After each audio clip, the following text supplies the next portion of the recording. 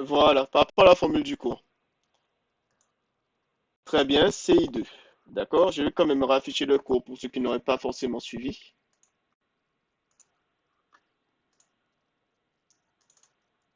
Donc si je reprends le cours précédent, voilà. Où est-ce que c'est? Où est-ce que c'est? Ouais, c'est bien là. Donc, oui, je l'ai changé, hein, je vous donnerai aussi cette version. Donc, ici, on a U et I pour l'induit, donc pour le rotor, et U2, I2 pour l'inducteur. Donc, ici, comme on a dit, hein, le moteur est alimenté sous 110 volts. Donc, U est égal à 110 volts. Mais du coup, vu qu'on ne parle pas d'un U2, on peut supposer que U2 est également alimenté en... pas 110 volts, pardon, 1100 volts. C'est ça, 1100 volts. Voilà. Je zoome un peu pour vous. Donc, U est égal à ça, U2 est égal à ça. Et on a I2 qui vaut ceci, qui est égal à 20 ampères. Et enfin, en régime nominal, on a tout ça. Est-ce qu'on a d'autres informations importantes?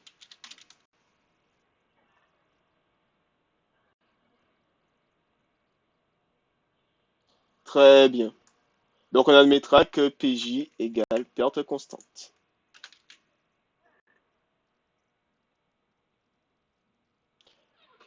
Voilà.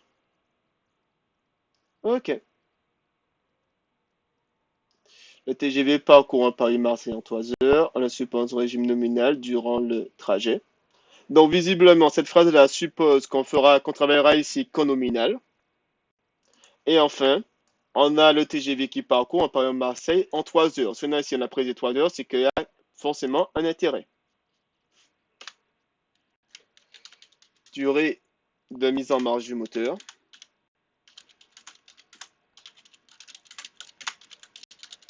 En régime nominal.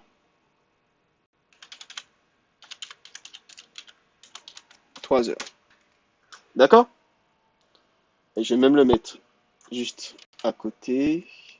Et de mise en marche, 3 heures. Voilà.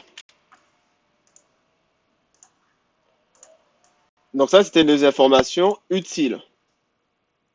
Et maintenant, qu'est-ce qu'on nous demande dans les questions?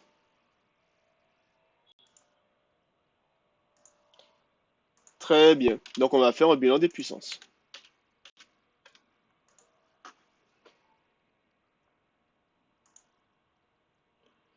Je cherche juste... voilà. Le temps que je prépare le schéma. J'ai fait juste quelques notations.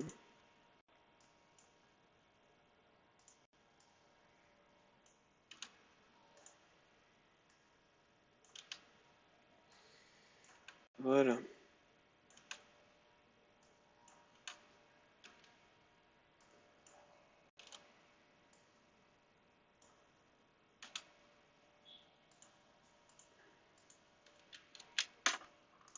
Et voilà. CTRL C, CTRL... Ah ok, d'accord. Il me faut le mettre en non caché.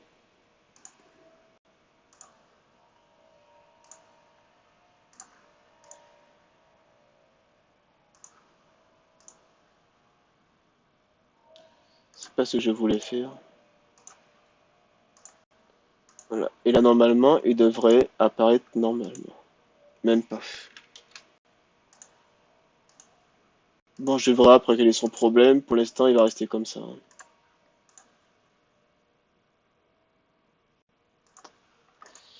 Bon. Je... Donc, commençons à calculer la puissance. Allez, on va commencer par calculer le plus simple, la puissance inducteur. Selon vous, comment va-t-on faire?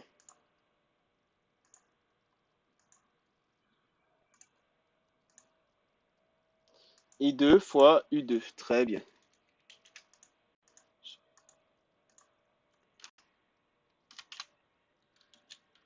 20 fois 1100, ce qui donne 22 kilowatts. Très bien. Et on va également calculer la puissance induite. Certes, c'est égal à ça, mais c'est également égal à U fois puissance absorbée de l'induit. C'est quoi? C'est U fois, voilà, UI. Et donc ça vaut combien? D'après les valeurs.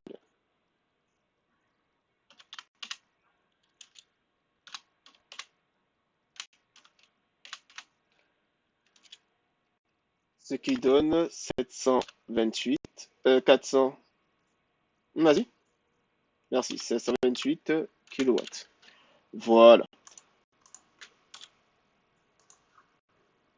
Donc ici, on a la puissance absorbée de l'induit, et ici, de l'inducteur, pardon. Et ici, pourquoi? Parce que notre inducteur, c'est un inducteur qui n'a pas d'aimant, mais qui a des électros aimants. Donc il est également alimenté au passage. On a la puissance absorbée, là par contre, de l'induit. Maintenant, pour la puissance absorbée totale, elle vaut combien?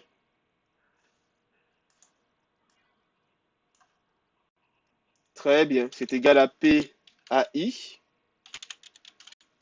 plus PA, ce qui est égal à 22 plus 528 kilowatts, ce qui vaut 500, très bien, 550 kilowatts.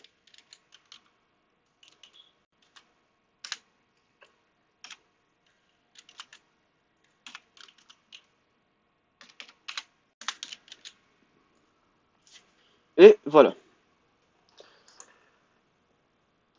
Maintenant, il nous reste à calculer les pertes par effet Joule. Ici, les pertes par effet Joule, elles valent combien?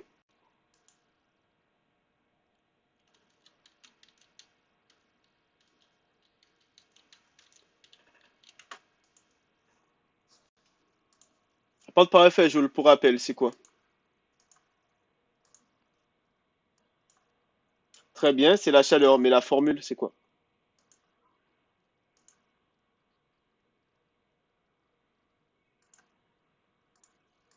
C'est ça. Est-ce que R a été donné? Ok, donc lui, pour l'instant, on ne peut pas le calculer.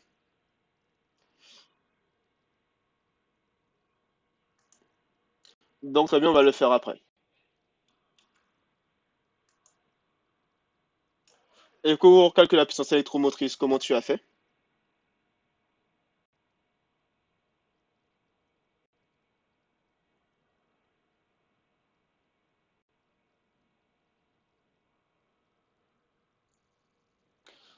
Non, c'est E fois I. Or, le problème, c'est que de toute façon, E, on ne l'a pas. Parce que pour avoir E, il aurait fallu, entre guillemets, avoir R, si tu préfères. Tu vois? Vu qu'il y a la tension de U, la tension que prend R, la tension E qui reste. En fait, ici, ce qu'il faut simplement faire, vas-y. Oui,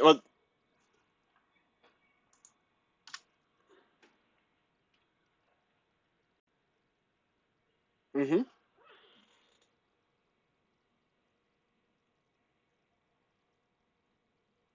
mhm,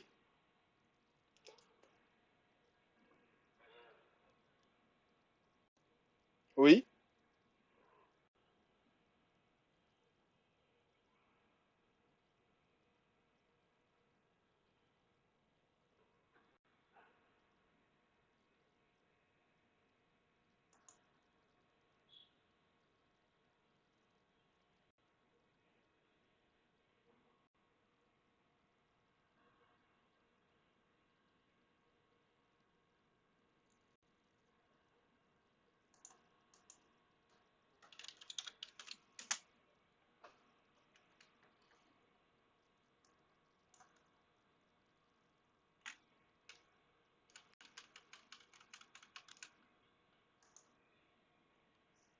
très bien. C'est exactement ça. Pour résumer ce qu'a dit votre camarade, hein, elle s'est dit, ok, je n'ai pas ça. Ok, je n'ai pas ça. Je n'ai pas ça, je ne peux pas avoir ça. Mais par contre, j'ai lui, qui a déjà été donné, qui vaut 490 kilowatts. Et donc, vu que je sais que j'ai ça et que de l'autre côté, j'ai 528 kilowatts, je vais simplement faire lui moins lui. Et je vais obtenir une valeur qui sera ici 38. Or, le truc, en fait, c'est que le 38 de là à là, ce sont des pertes. Donc, ils vont forcément aller par là et par là. Or, comme les deux sont égaux l'un par rapport à l'autre, ça veut dire qu'il va y avoir les mêmes pertes ici et là. D'où le fait que votre camarade ait fait là 38 divisé par 2. D'accord? Je répète. On a d'un côté la puissance, comment dire, de l'induit, absorbée par l'induit. En sortie, on a la puissance utile mécanique. Mais on sait très bien qu'entre les deux, il y a deux pertes. Les pertes par effet Joule et les pertes constantes. De là à là, de 528 à 490 kW, on perd 38 kW. Donc forcément, les 38 kW sont perdus où? Ici et là. Cependant, l'énoncé nous avait indiqué que les deux étaient égaux. Donc lui vaut lui. Donc les pertes seront également, comment dire, distribuées ici et là. Donc 38 divisé par 2, donc 19. Et que ça va pour tout le monde.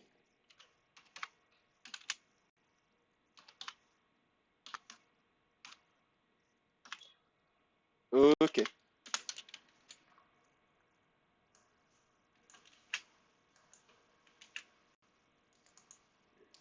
Donc voilà.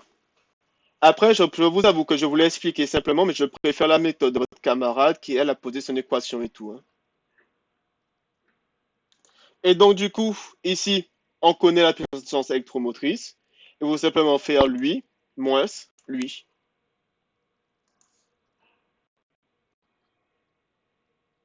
Très bien. 528 moins 19 kilowatts est égal à 509 kilowatts. Et voilà.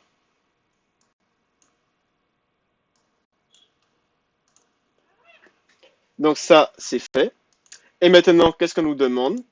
Déterminer la résistance. Vas-y.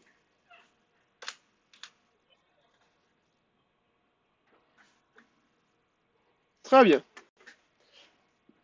Donc, le plus simple, c'est le roman. On va quand même commencer par les deux autres.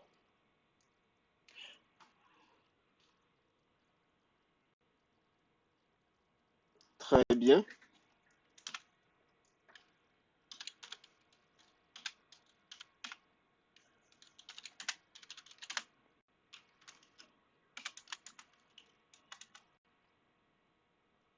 Tu peux répéter, ça a coupé.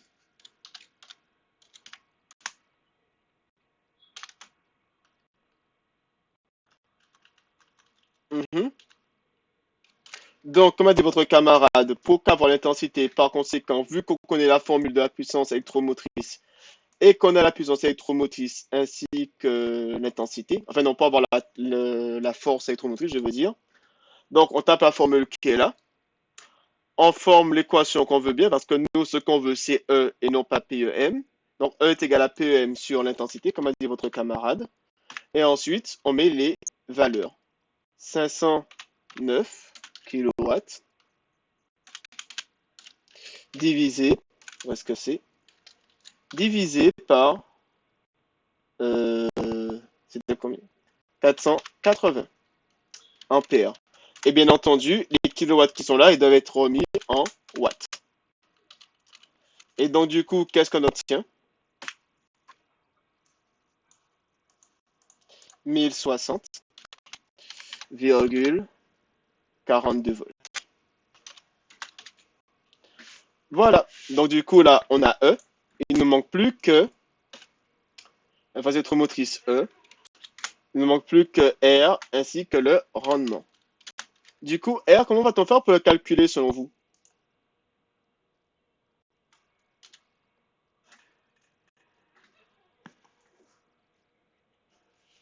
Très bien.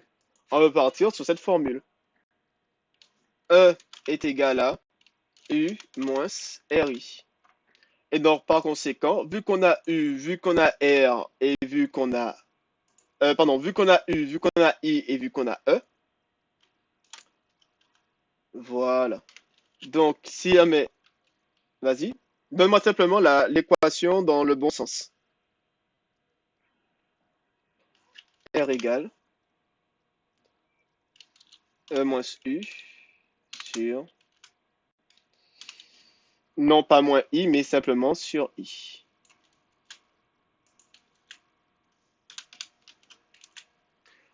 C'est simple. Là. Attends, je regarde juste. Si on le fait dans l'ordre, hein, je vais simplement le faire dans l'ordre. E est égal à U moins RI. Donc, E moins U est égal à moins RI.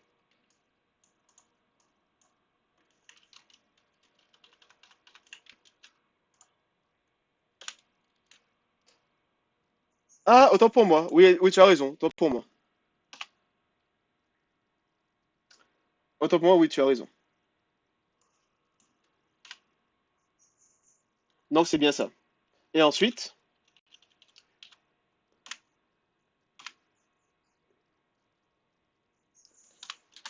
1060,42 moins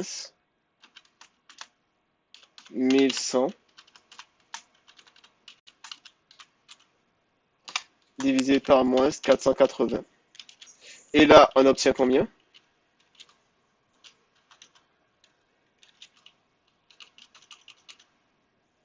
Est égal à 0,08 ohms. C'est bien ça, hein?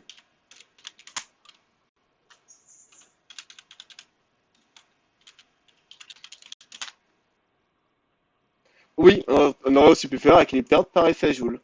On sait que PJ est égal à R fois I au carré.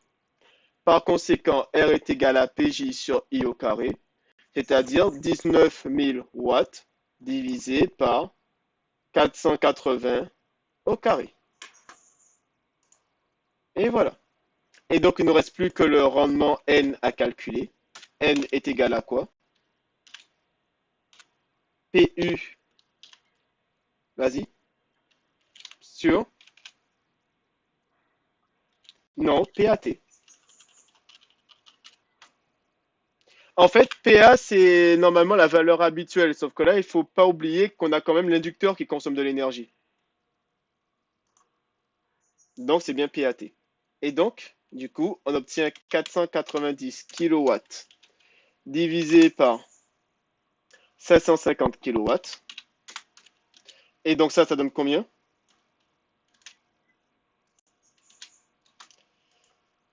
0,89, ce qui est égal à 89%. Et voilà, on a répondu aux trois questions.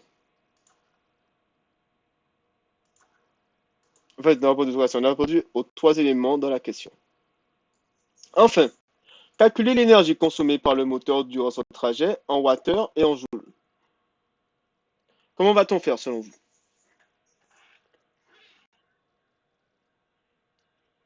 Très bien.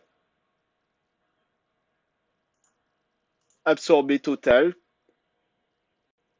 très bien, qui est de 750 kilowatts. Donc, énergie consommée, on va l'appeler énergie, est égale à 550 kilowatts. Déjà, bon, juste pour rappel, hein, c'est PAT fois le temps, T, c'est-à-dire 750 kilowatts fois 3 heures. Et ça va donner quoi? Non,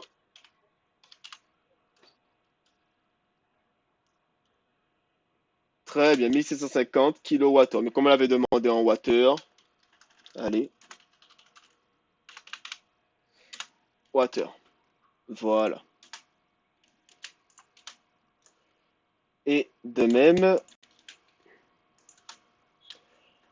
Cette fois-ci là, pour le mettre en joule, on doit faire quoi selon vous?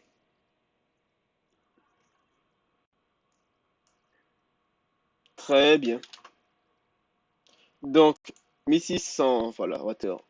Et on fait fois 3600 secondes. Et ça nous donne combien?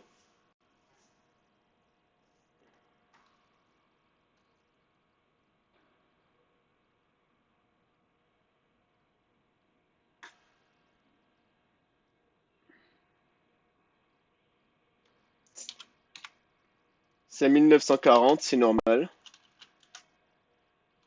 59 000.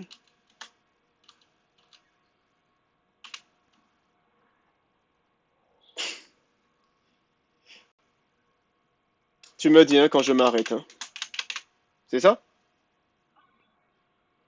Ah, je vais compter moi-même.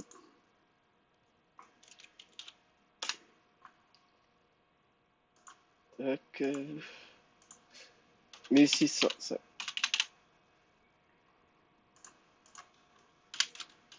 Ok. 794 avec 7 zéros. Et voilà. Ok, très bien. Je dois vous faire confiance hein, pour le calcul. Oui, et c'est pour ça en fait qu'on compte quasiment jamais en joule, hein, parce que bon, ça fait des valeurs qui sont beaucoup trop grandes. Et d'ailleurs, c'est plutôt rare qu'on compte en wattheure, on compte généralement en kilowattheure, en mégawattheure ou en gigawattheure. Et voilà, cette partie est terminée. On va quand même un petit peu commencer l'élément suivant. Où est-ce qu'il était?